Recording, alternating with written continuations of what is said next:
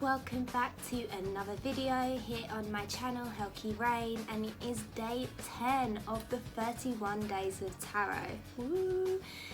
Yeah, we're into double digits now, and I feel very impressed that I've managed to keep this up so far. So today's question for day 10 is to share some of my long lost tarot decks in my collection that I'm looking to reconnect with this year.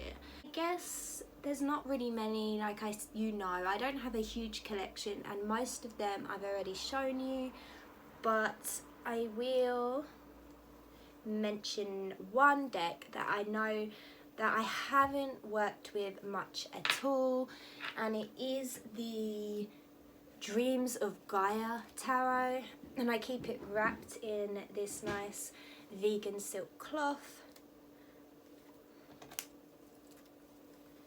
And let's have a look.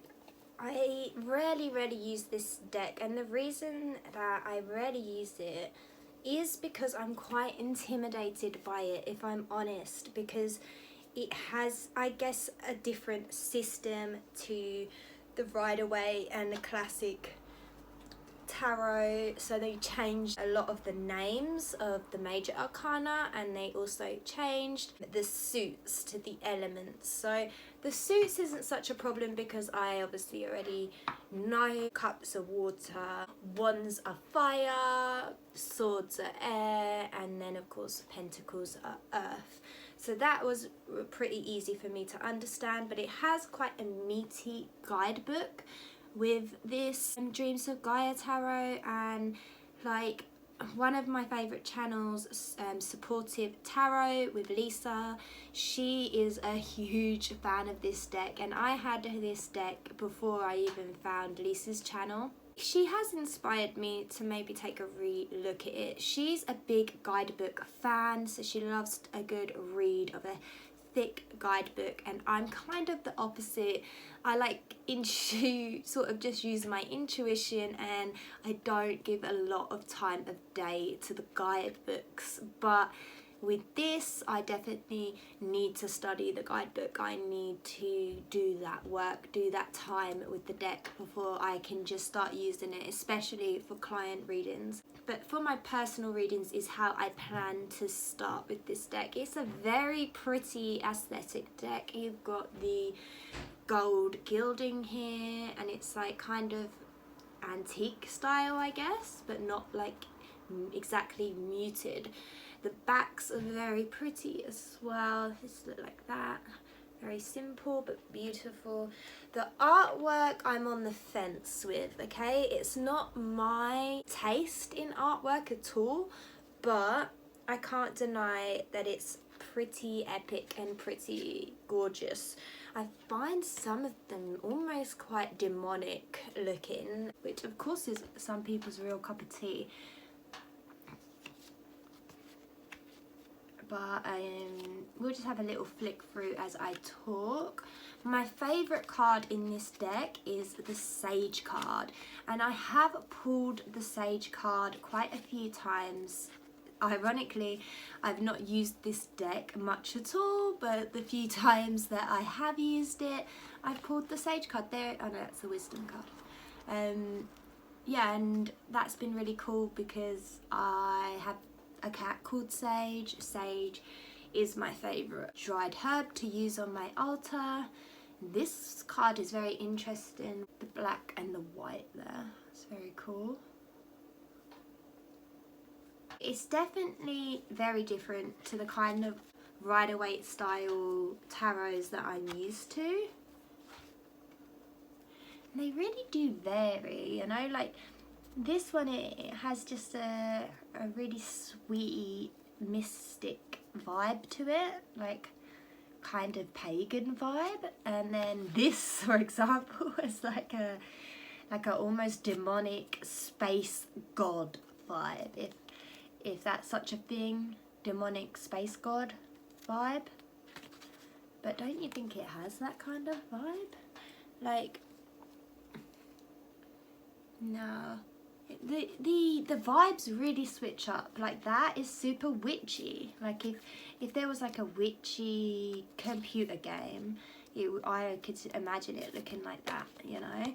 And then here we go back to the alien space vibes, a bit of chakra vibes, a bit of earthy vibes. I like how it's quite easy to tell the earth elemental suits. Yay, there he is, the sage. That's my favourite. Like my baby boy sage. He is a wise soul. I definitely feel like my cat Sage is a wise soul, and we were always meant to be together. He's seriously like the freaking best. I was super blessed with Sage, and I'm, of course, a classic cat lady going off track. See, this is a good example of the cards that, I don't know, they're just really not my taste, so it's just a bit, you know. But then some I really love, like that Sage card I loved, and that pagan-y style I loved. Like, I love this Mother card. Gorgeous. And that is the Empress, and that's a great Empress card, you know.